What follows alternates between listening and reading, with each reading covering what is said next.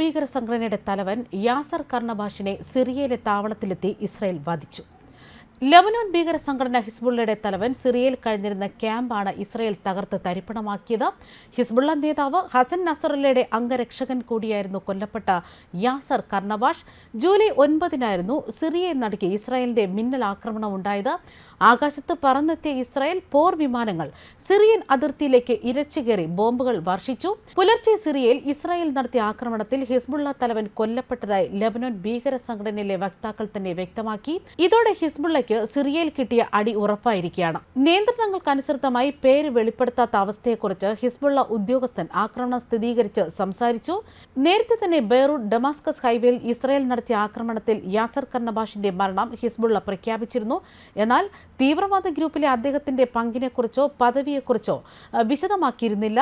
സിറിയയിലേക്ക് ഉദ്യോഗസ്ഥരെയും ആയുധങ്ങളെയും കടത്തുന്നതിന് ബർണബാഷ് ഉത്തരവാദിയാണെന്ന് അൽ Arabia report ചെയ്യുന്നു.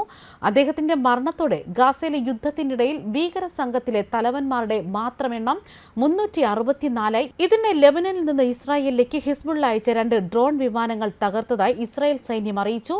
ലെബനനിൽ നിന്നും ഇസ്രായേലിലേക്ക് പോവുകയായിരുന്ന 2 സ്ഫോടക വസ്തുക്കൾ നിറച്ച ഡ്രോണുകളായിരുന്നു ഇത്. ഹിസ്ബുള്ള അയച്ച ഡ്രോണുകൾ ഇസ്രായേലി വ്യോമ അതിർത്തിയിൽ പ്രവേശിച്ചിട്ടില്ലെന്ന് സൈന്യം അറിയിച്ചു. ഇതിനിടെ എടുത്തു പറയേണ്ട മറ്റൊരു കാര്യം, ഗോലാൻ കുന്നിലെ ഇസ്രായേൽ സൈനിക താവളത്തിന്റെ ഡ്രോൺ വീഡിയോ ദൃശ്യം ഹിസ്ബുള്ള പുറത്തുവിട്ടു.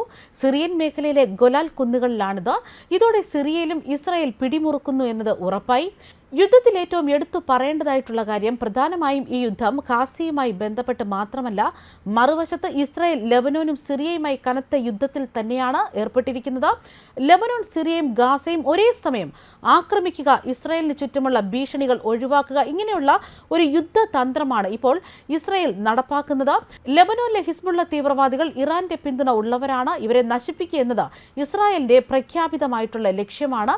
ലെബനോനിലെ ഹിസ്ബുള്ള തീവ്രവാദികളെ സംബന്ധിച്ച് അവരുടെ പ്രഖ്യാപിതമായിട്ടുള്ള ലക്ഷ്യം ഗാസയിലെ ഹമാസിനോട് തുല്യമാണ്. യഹൂദരില്ലാത്ത ഇസ്രായേൽ എന്നത് തന്നെയാണ് ഹിസ്ബുള്ള ഭീകരന്മാരുടെ ലക്ഷ്യവും. ഗാസ യുദ്ധത്തിൽ പ്രത്യക്ഷമായിട്ട് തന്നെ ഇടപെട്ട് ഇസ്രായേലിനെതിരെ യുദ്ധം നടത്തുന്ന ഭീകര സംഘടനയാണ് പ്രവർത്തിക്കുന്നത്.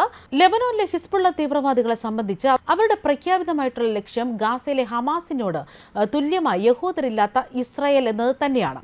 ഹിസ്ബുള്ള ഭീകരന്മാരുടെ ലക്ഷ്യവും ഗാസ യുദ്ധത്തിൽ പ്രത്യക്ഷമായിട്ട് തന്നെ ഇടപെട്ട് ഇസ്രായേലിനെതിരെ യുദ്ധം നടത്തുന്ന ഭീകര സംഘടനയാണ് പ്രവർത്തിക്കുന്നു.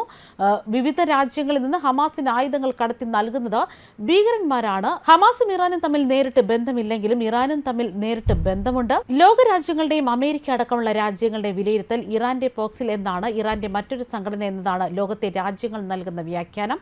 ഇറാനാണ് പിന്നിലുള്ളത്, ആയുധങ്ങൾ നൽകി വേണ്ടത്ര രീതിയിൽ ഇസ്രായേലിനെ പ്രതിരോധിക്കാൻ നേതൃത്വം കൊടുക്കുന്നതെന്നാണ് വിവരങ്ങൾ. ഇറാനാണ് മറ്റ് ഭീകര സംഘടനകൾക്ക് ആയുധം എത്തിക്കുന്നത്. ഹിസ്ബുള്ള വഴിയാണ് ഗൾഫിലെ പല രാജ്യങ്ങളിലും നേരിട്ട് ബന്ധമുണ്ട്. പല അറബ് രാജ്യങ്ങളും ഭീകര സംഘടനയാക്കി പ്രഖ്യാപിച്ചിട്ടില്ല. യമനിൽ നടത്തിയ നീക്കങ്ങളാണ് ഇപ്പോൾ ഇസ്രായേലിനെ ചുവപ്പിച്ചിരിക്കുന്നത്. ഒരേ സമയത്ത് യമനിലും ലെബനോനിലും ഇസ്രായേൽ സൈന്യം കടന്നുകയറി വ്യോമാക്രമണം നടത്തുകയാണ്.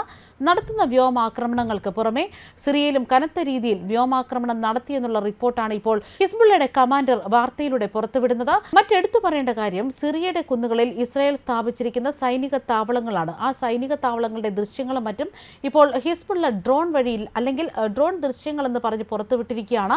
ഇസ്രായേലിനെ സംബന്ധിക്കുന്നിടത്തോളം രാജ്യത്തിന്റെ ചുറ്റുമുള്ള തീവ്രവാദ സംഘടനകളെ തകർക്കുക, ലെബനോനും പലസ്തീനും സിറിയയും കേന്ദ്രീകരിച്ച് ഇസ്രായേലിനെതിരെ വരുന്ന ഭീഷണികൾ അവസാനിപ്പിക്കുക, ഇത്തരമൊരു ബഹുമുഖ യുദ്ധതന്ത്രമാണ് ഇസ്രായേൽ നടത്തിയിരിക്കുന്നത്. ഒരു ചെറിയ രാജ്യം ആ രാജ്യത്തിന് ചുറ്റുമുള്ള മറ്റ് രാജ്യങ്ങൾക്കെതിരായിട്ട് ഒരേ സമയത്ത് ആരുടെയും പിന്തുണയില്ലാതെ നടത്തുന്ന യുദ്ധം, അതാണ് ഈ യുദ്ധത്തിൽ ഇസ്രായേലിനെ ധീരതയുടെ ഒരു അടയാളമായി എല്ലാവരും വിശേഷിപ്പിക്കുന്നത്.